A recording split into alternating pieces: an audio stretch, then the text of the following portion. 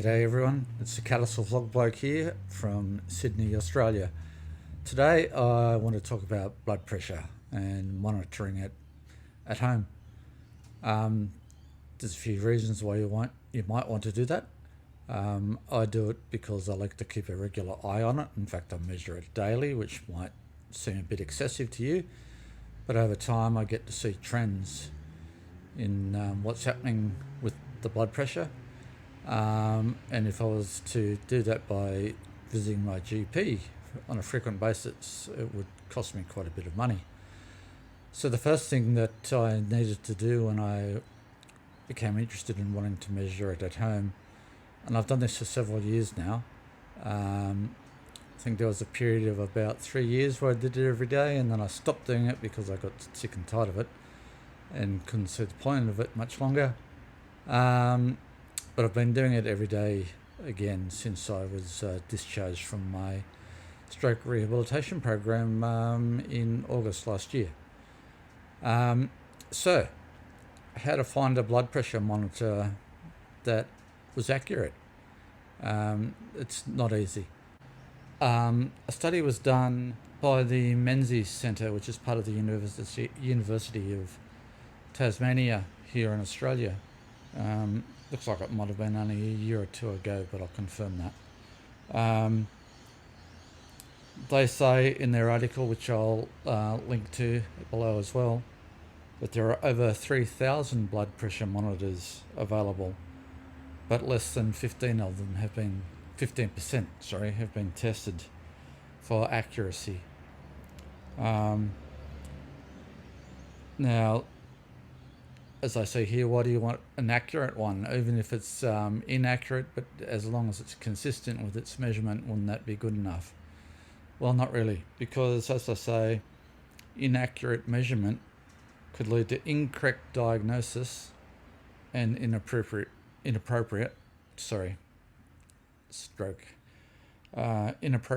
treatment. The chance to reduce the risk of heart attack or stroke could also be missed. So there are actually registries in each country that list, not in each country, but several countries that list blood pressure monitors that have been tested for accuracy. Those include Britain, Ireland, Canada, Germany, Japan, and the United States.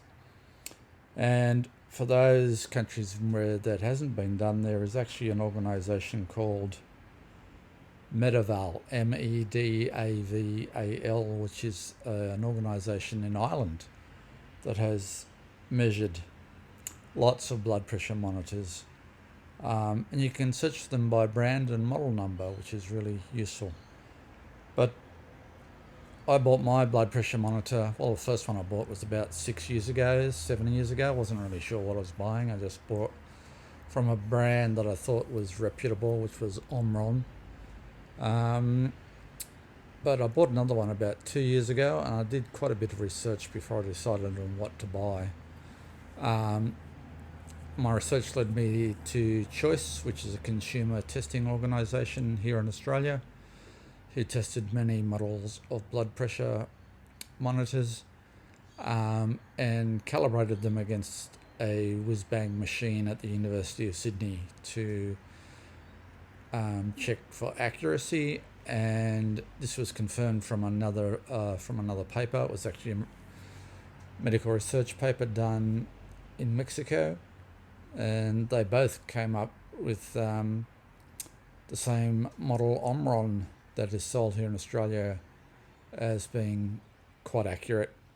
I don't know whether it was the top model of blood pressure monitors, but it was good enough for me, having two sources to validate this particular model and within a price range that I felt comfortable purchasing.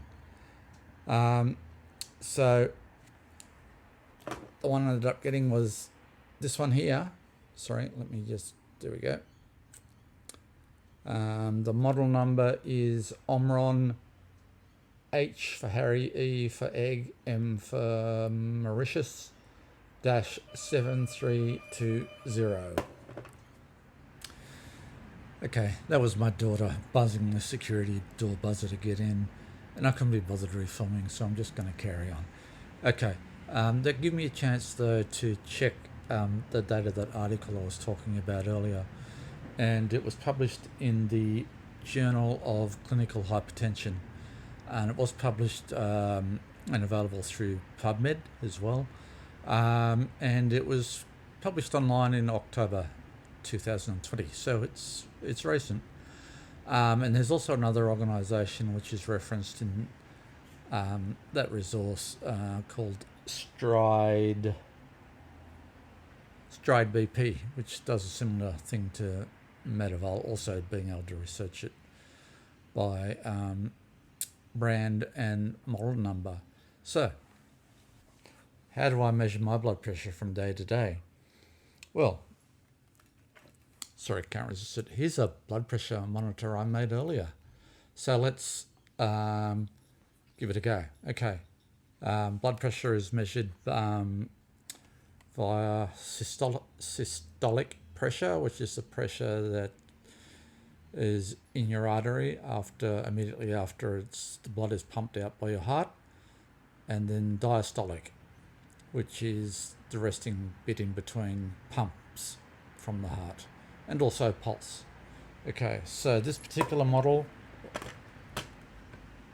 comes with a preformed cuff rather than a completely flexible one. This works well for me. So what I do is unwrap the cuff, and I always measure with my left arm. It doesn't matter which one you use, but I like to be consistent. So it goes up onto the upper arm. The bottom of the cuff is about 1.5 centimeters or 2 centimeters above the crease in the elbow, and my arm is bare. I then wrap the cuff around and relax my arm in a straight position. Okay, I then press the start stop button. I'm going to be quiet while it does this. Okay, now that's finished measuring, and just to show you, see the greenish yellowish circular light down the bottom just there? Okay, that's an OK button saying it measured it without any issues, and this is 132/79 with a pulse of 67. Now, I don't just measure once. I do 3 measurements within a 3 to 4 minute period, and then I average those numbers out. And the reason I do that is because you'll notice when I do the next measurement, it's unlikely to be exactly the same, and that's the way blood pressure works. That reading of 132/79 won't be consistent because there's resistance within the arteries that change throughout the day, throughout the minutes. So just to say it's 132/79, that's it, won't do. So I'm going to do it again. Okay, I'll come back. Okay, this is a little bit freaky, not always unusual. This time around, I'm measuring 134/78, and my pulse has dropped down to 59. Again, I've got the green light to say that everything's good. If for some reason the machine malfunctioned, or if you measured it while you're wearing a thick sleeve, the light that you can't see, you can see another circle next to the green light. If there was an issue, that would actually come up red.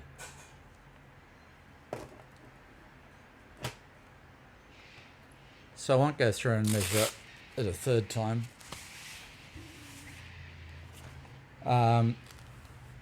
So yes, that's what I do. 3 times measurements over roughly 4 minutes. So as I say, I then average it out, and then what I do, I keep a record on an app which is called IBP, and I'll show you roughly what that looks like. So I keep my individual records in a simple table that I create for myself in Notes. Then once I've calculated the averages, I then transfer it to the IBP app. And so there are, is it a bit better? Not really. Anyway, individual daily data in the column there. A yellow dot means it's reasonably okay blood pressure, it's nothing to worry about. A green colour means that your blood pressure is within what they call a normal range, so under 120 over 80. A red is meaning that you're into the hypertensive zone.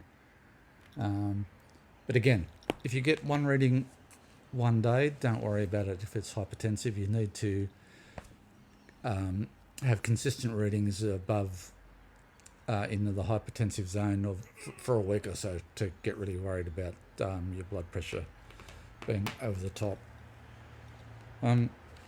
Okay, so as I say, I'll put those links in down below, and Lancelot, you can see his whiskers, and now his face.